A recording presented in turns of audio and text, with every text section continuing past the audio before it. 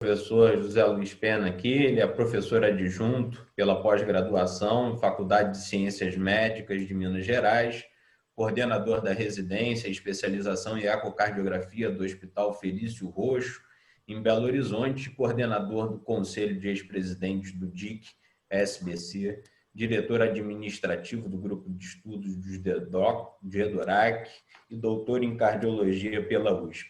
É um enorme prazer em tê-lo aqui, professor. O prazer é todo meu, Rodrigo. Eu gostaria de agradecer a você, ao Ronaldo Campos e a todos os amigos da GE pelo convite. É muito bom participar aqui junto a esses colegas que a gente admira tanto. Bom, a doutora, o meu assunto vai ser o strain das cardiopatias congênitas, né?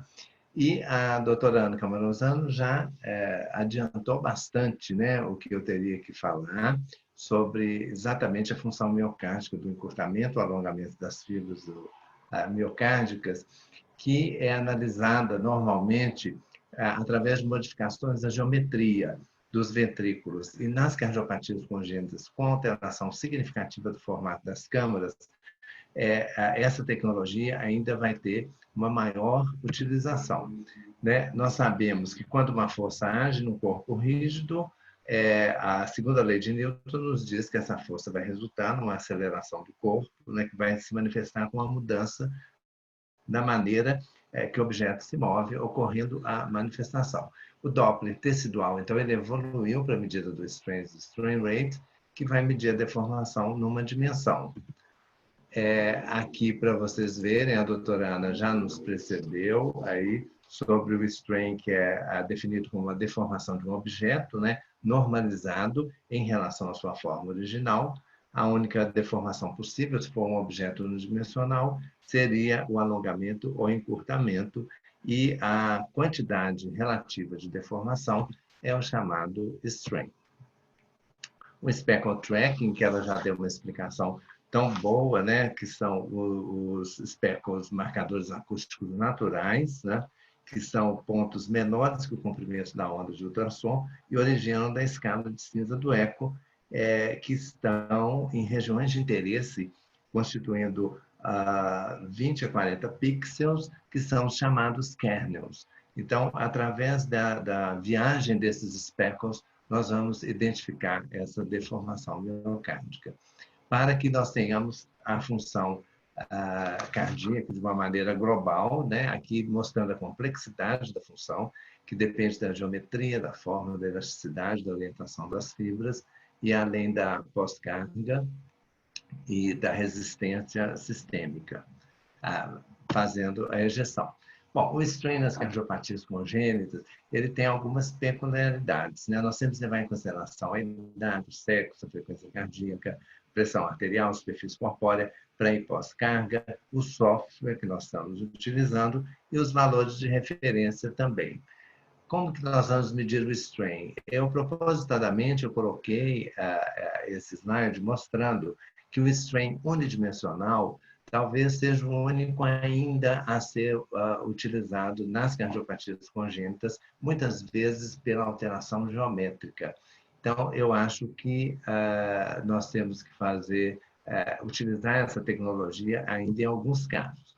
Só para mostrar para vocês um trabalho já de há mais tempo atrás, que foi uma sequência da minha tese, que nós já naquela época fizemos o strain do neonato unidimensional, e o que nós percebemos? Como que as cargas traziam bastante influência nesse strain. Nós fizemos esse exame dos neonatos ao nascer e depois de um mês nós vimos que o ventrículo direito estava com a pós-carga aumentada e percebemos um aumento significativo do strain no ventrículo direito depois de 30 dias, pela normalização da pressão no pulmonar. Aqui, pelas curvas, né, nós propusemos, inclusive, que um ponto apenas na região média poderia indicar. Então, isso é só para chamar a atenção.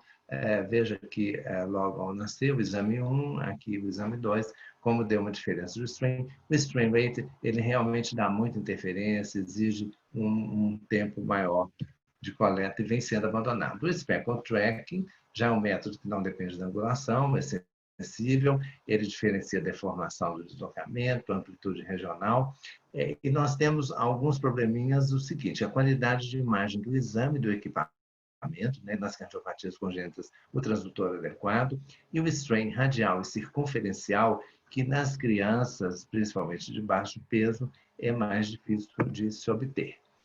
Aqui uma revisão mostrando como que uma revisão de 2018, aqui inclusive foi colocado o meu trabalho com as medidas do VE, mostrando o strain baseado no Doppler, que em neonatos ainda é utilizado, junto com os outros autores que foram semelhantes. E eu fiz nessa tabela aqui, olha, a idade de 0 a 1 ano, o strain global longitudinal de pico, ele fica bem semelhante ao adulto, tá vendo? 18,7, isso no corte apical 4 câmaras. De maneira geral, olha, ele fica menos 20,2, 20,4 aqui com as faixas etárias, que tem pequenas diferenças. Tá? Esse é um trabalho que foi publicado numa revisão sistemática aí no JACE. O ventrículo direito, que é muito importante nas cardiopatias congênitas, e que vai ser tema também de um assunto, vai ser tema aqui também nesse simpósio. Vocês vejam que tem uma diferenciação entre 31 dias e 24 meses, e 2 a 5 anos, 5 a 11 anos e 11 a 18 anos. Bom, as cardiopatias congênitas, vocês vejam, as cardiopatias congênitas podem ser de grau discreto a moderado, incluindo CIV, CIA, PDA, estenose pulmonar, coagulação. Eu optei por não abordar essas cardiopatias, porque elas vão ficar muito semelhantes à medida do strain do que do paciente normal. Vamos abordar as cardiopatias que são mais severas, né, pela incidência.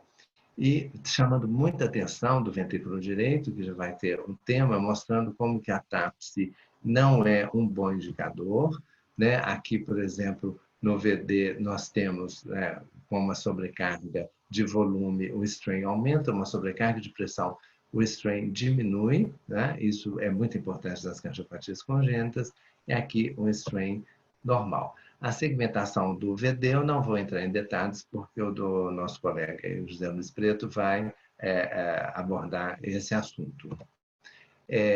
A tetralogia de Fallot, nós vamos abordar, então, algumas cardiopatias congênitas com algumas peculiaridades. O Fallot é um defeito congênito cianótico mais comum, né? Uma sobrevida absoluta em 40 anos após a cirurgia muito boa, de 72%. E nós levantamos algumas dúvidas. A insuficiência pulmonar deve ser operada quando há um risco elevado de insuficiência cardíaca, arritmias ventriculares e morte súbita. A arquitetura da tetralogia de Fallot, ela já apresenta uma camada média com fibras circunferenciais, e já no paciente, antes da cirurgia, já tem um grau menor de deformação.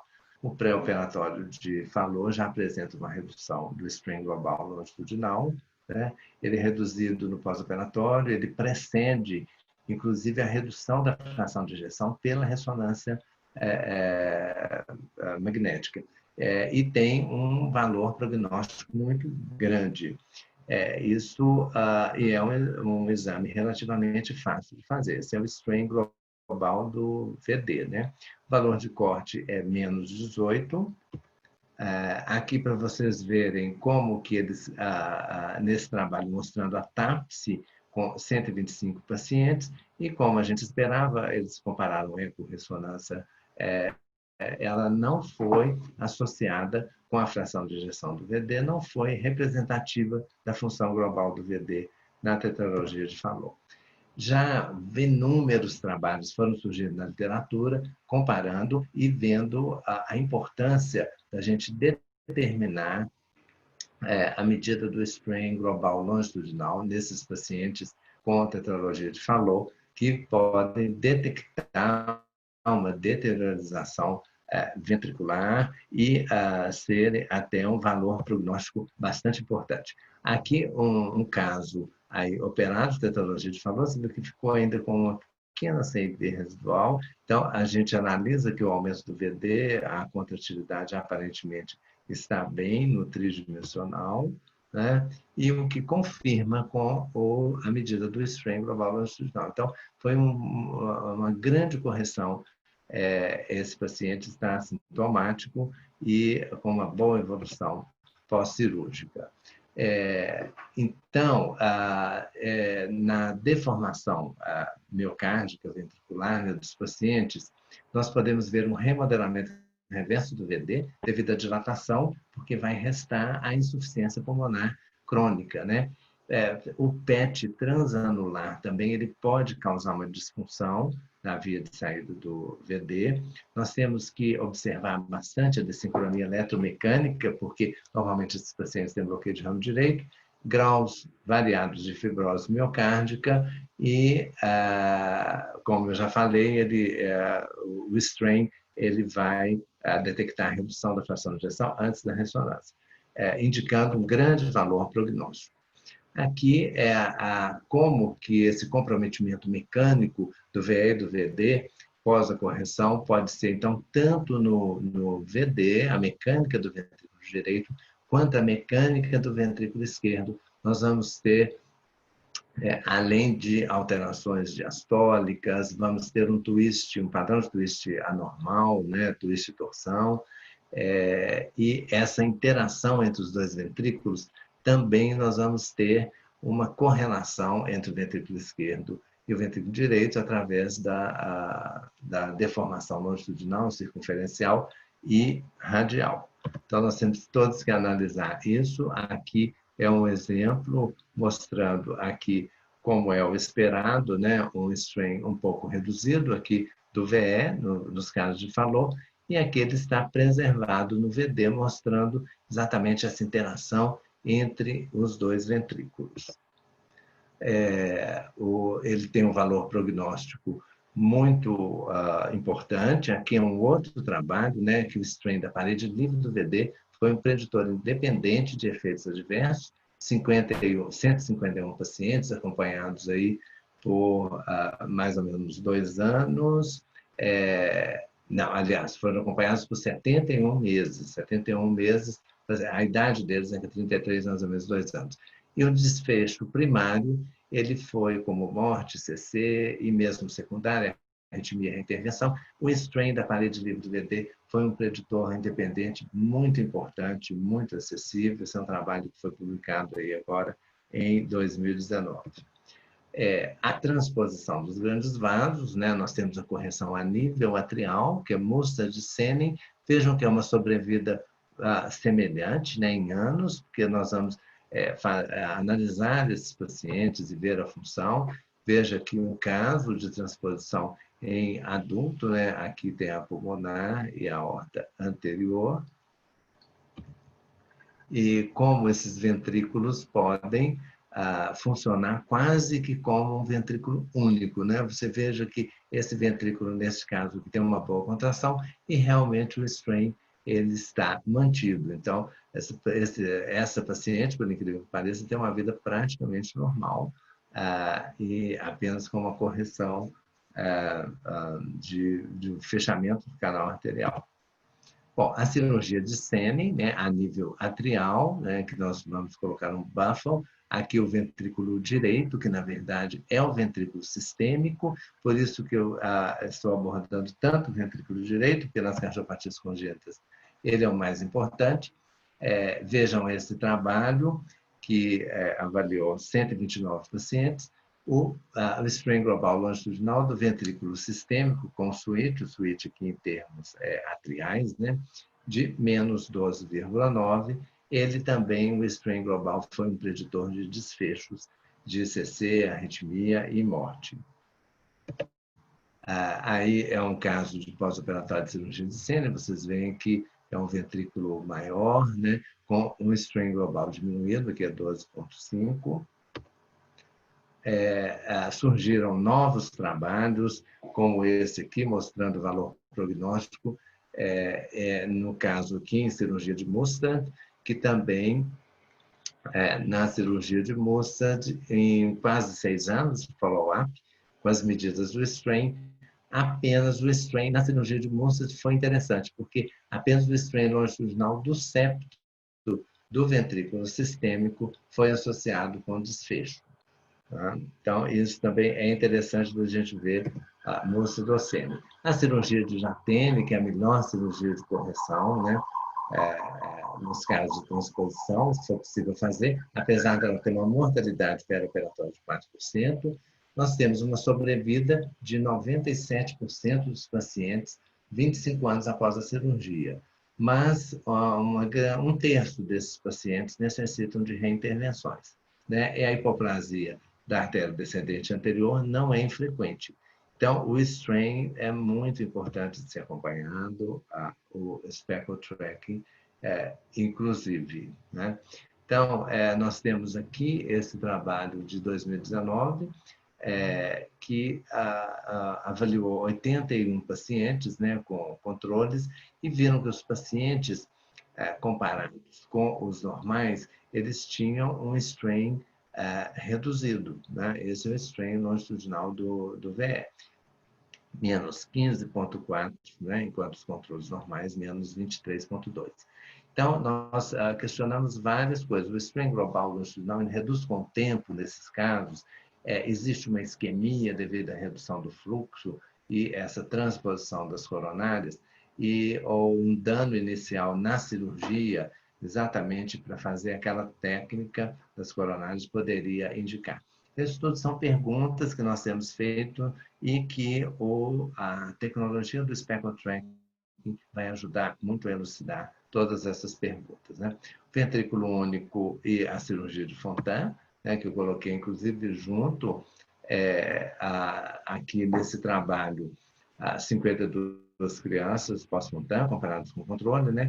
E a cirurgia de Fontan, na verdade, esse déficit o strain global longitudinal, ele é preservado na cirurgia de Fontan com ventrículo único, porque o débito cardíaco é decorrente do retorno venoso sistêmico dividido pela resistência vascular pulmonar, não pela função sistólica do ventrículo sistêmico. Então, nós sempre esperamos um valor normal na correção pós-Fontan. Tá?